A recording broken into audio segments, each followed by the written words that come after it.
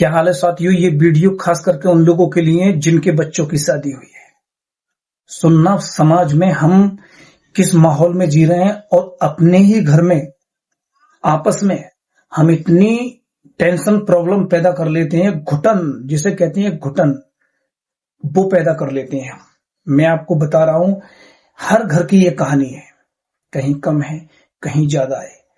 जब शादी होके बेटे की आती है या किसी भाई की आती है तो जो उसकी बहन होती है, जो माँ होती है, उस लड़की की जो ननद होती है और जो सास होती है, वो आस पड़ोस की औरतों के कहने में आकर शादी होने के बाद में ड्रामा चालू होता है घर में। क्या ये नहीं मिला और वो नहीं मिला, ये ऐसा दिया है, ये वैसा दिया है, ये फलाना दिया है, ये ढिमाका दिया है। उस बेटी को सुनाते हैं जो अपने घर परिवार को छोड़कर तुम्हारे घर परिवार का एक हिस्सा बन गई है। ये मैं आपको समाज की एक बहुत ही घटिया सोच और बुरी नीतियों के बारे में बता रहा हूं। ये हर घर की कहानी है। 99% घरों में ऐसा होता है दोस्तों, जबकि उस बेटी का कोई भी कसूर नहीं होता। वो बाप का चेहरा देखती है, भाई का चेहरा देखती है, बाप लगा होता है दहेज इकट्ठा करने में, रिश्तेदारों को इकट्ठा करने में, पड़ोसियों को इकट्ठा करने में, परिवार को इकट्ठा करने में। उस बेटी को पता होती है कि मेरे बाप ने, मेरे भाई ने कितनी मेहनत और कितनी मुशक्कत और कितनी परेशानियों से मेरी शादी की है और किन किन परेशानियों का सामना करना पड़ा है।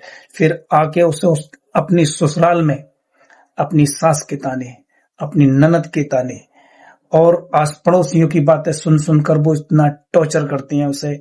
आप यकीन मानना कि अगर खाने में जरा सा नमक कम हो जाए तो घर में विवाद, तो ताने, कुछ सिखाया नहीं, कुछ नहीं किया। तो दोस्तों, मैं आपको इस वीडियो के माध्यम से ये बता दूं कि उस बेटी का कोई कसूर नहीं होता दहेज को लेकर। क्या दिया, जो आपकी किस्मत में था वो आपको मिल गया, लेकिन आप ऐसी बातें कर कर आप अपने घरों में टेंशन और प्रॉब्लम पैदा कर रहे हो।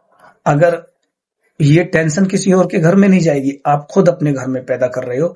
लेकिन आप अच्छा माहौल रखोगे तो इंशाल्लाह आपका बेटा जब नो टेंशन होगा तो वो जो कमी रही है वो सारी पूरी कर लेगा।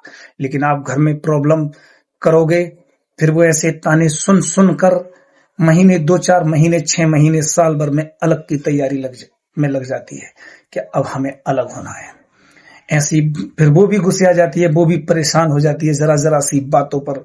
तो घर में टेंशनें पैदा हो जाती हैं और घर का माहौल पूरा बिगड़ जाता है। तो मेरी आपसे गुजारिश है कि जो आपके घर किसी की बेटी आई है तो वो आपकी बेटी है, उसका कोई कसूर नहीं है उस मामले में। उसे आप प्यार मोहब्बत से रखें, उसे किसी तरह के ताने ना दें।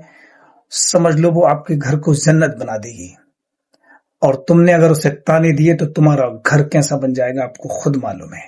तो मेरी गुजारिश है कि प्यार मोहब्बत से जो रिश्तेदार, आप शादी हो गई वो आपका रिश्तेदार हो गया, उसे निभाओ, चाहे वो छोटा है या बड़ा है, उसे निभाना सीखो मेरे दोस्तों। उसकी कमियां छुपाना सीखो, उसकी बुराइयों को छुपा लो, अपने दामन में उसकी सारी बुराइयां छुपा लो। आप देखना जिंदगी खुशहाल हो जाएगी। तो दोस्तों, वीडियो अच्छा लगे तो शेयर जरूर करना।